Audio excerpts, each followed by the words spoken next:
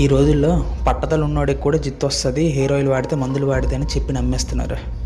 ఒక్కడు గుర్తుపెట్టుకోండి, జారిన మాట రాలిన జిత్తు ఎప్పుడు తిరిగి రాదు. కానీ ఖచ్చితంగా మనకున్న జిత్తుని ఖచ్చితంగా మనం కాపాడుకోగలం. అండ్ దాన్ని కానీ మన హెయిర్ అండ్ మన స్కాల్ప్ హెల్తీగా తయారవ్వాలి అంటే బయట మార్కెట్లో కెమికల్స్తో ఇంక్లూడ్ అయిన హెయిర్ ఆయిల్స్కి, పర్ఫ్యూమ్ బాటిల్స్కి పెద్దగా తేడా తెలియడం లేదు. సో అలా కాదని మేము స్వయంగా ఆయుర్వేద వనమూలికలతో హెయిర్ ఆయిల్ అనేది డిజైన్ చేస్తున్నాం. అందులో కేవలం ఒక 100 ml ఆఫ్ ఆయిల్ని ప్యూర్ వేలో ఎక్స్ట్రాక్ట్ చేయడానికి మాకు మినిమం 2 days ఆఫ్ ప్రాసెస్ పడుతుంది. ఈ ఆయిల్ ప్రిపరేషన్లో మేము మెయిన్గా యూజ్ చేసేది కోకోనట్ కోల్డ్ ప్రెస్డ్ ఆయిల్.